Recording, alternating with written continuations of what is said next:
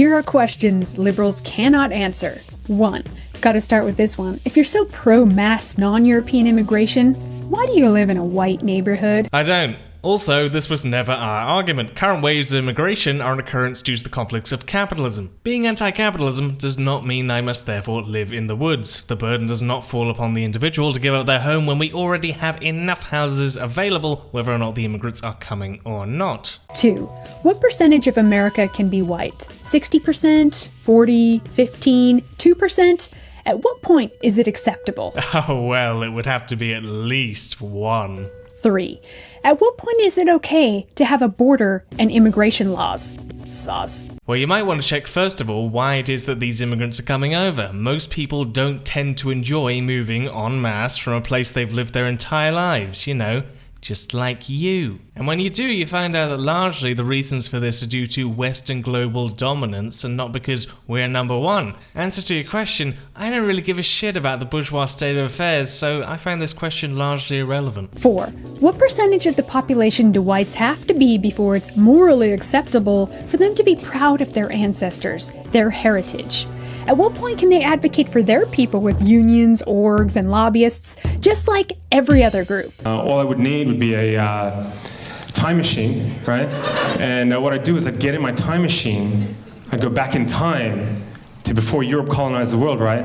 And I'd convince the leaders of Africa, Asia, the Middle East, Central and South America to invade and colonize Europe, right? Just occupy them, steal their land and resources, set up some kind of trans-Asian slave trade where we exported white people to work on giant rice plantations in China. Just ruin Europe over the course of a couple of centuries so all their descendants would want to migrate out and live in the places where black and brown people come from. But of course, in that time, I'd make sure I set up systems that privilege black and brown people at every conceivable social, political, and economic opportunity. White people would never have any hope of real self-determination. Just every couple of decades, make up some fake war as an excuse to go and bomb them back to the Stone Age and say it's for their own good because their culture's inferior, and then, just for kicks, subject white people to colored people's standards of beauty, so they end up hating the color of their own skin, eyes, and hair. If, after hundreds and hundreds and hundreds of years of that, I got on stage at a comedy show and said, "Hey, what's the deal with white people? Why can't they dance?" 5. When is it okay for a white guy to say, I am a proud, straight, white male? When is it okay for them to be loud and proud? When it stops being a literal Nazi wolf whistle, that's when. 6. What is so wrong when European women want to have white children who look like them? Instead of, ooh, your mixed race baby is so cute, how about, ooh, your little blonde blue-eyed baby is so adorable and unique? It is okay. Literally nobody cares except for you and your cherry-picked article and your fragility complex. 7. For legal immigration alone, 1 million plus a year come to America. That's like importing a large city every year. How many non-European people need to be in the country before it's okay to say, that's enough? I refer you to question 3. Look, you're not going to stop immigration unless you start solving these contradictions, Lana. People will build tunnels. 8. You liberals claim to be environmentalists, and yet you are not aware of the horrible environmental consequences of mass migration, not to mention the problem of limited resources and an overburdened physical infrastructure. Yeah, it used to be common knowledge among you. But we have so much and we waste so much, so the solution is to import the entire third world so they too can have and waste much and enjoy a first world lifestyle? Oh wow, that's a leap of logic right there.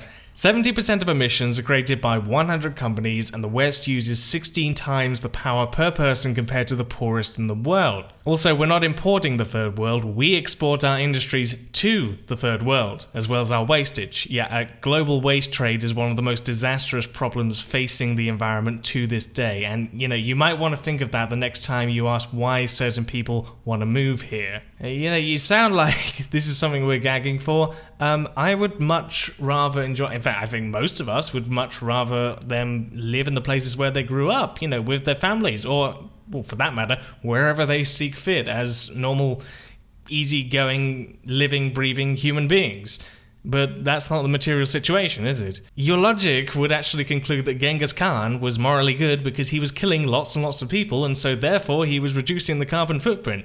I'd also like to bring attention to the fact that you're intentionally making your questions as vague and loaded as possible in order to gain the upper hand. We're not dumb. So libs, you A-okay with Muhammad up in Minnesota and his 8 wives and 25 kids living off of welfare paid for by mostly white people? Completely unsourced, unapologetic slander. 9.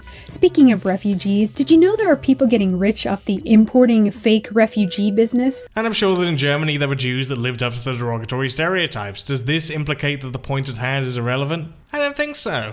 Also, once again, maybe you should start by eliminating the primary contradiction here.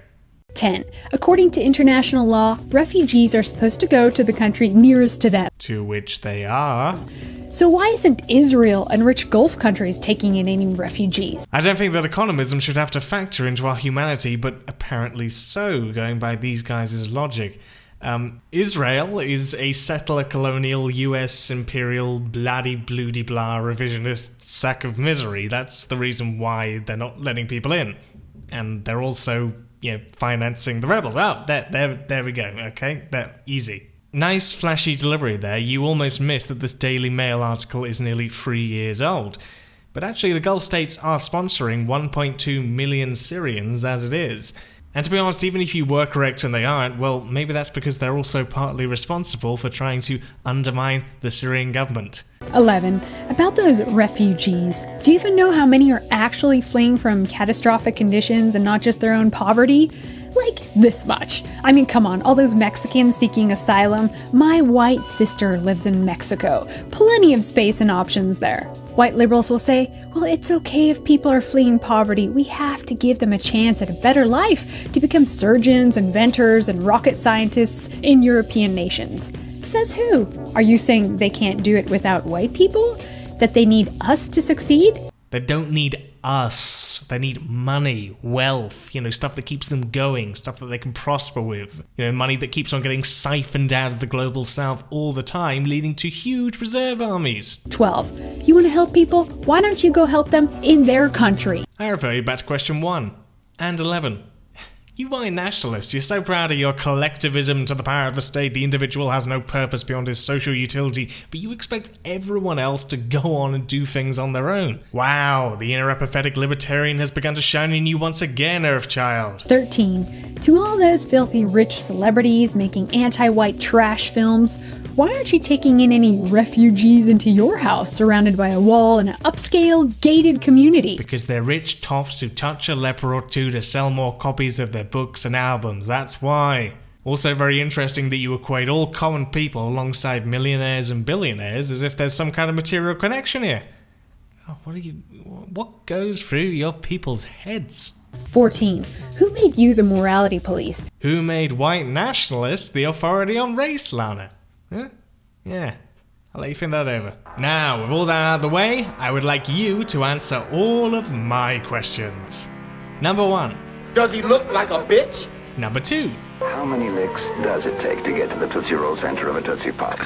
Number 3. What is the airspeed velocity of an unladen swallow? Number 4. What's in the box? What's in the fucking box? Number 5. Who is on first? And number 6. If you don't answer all my questions sufficiently, then I will consider you a Spengler cuck whose ideas are degenerate. Thanks, bye.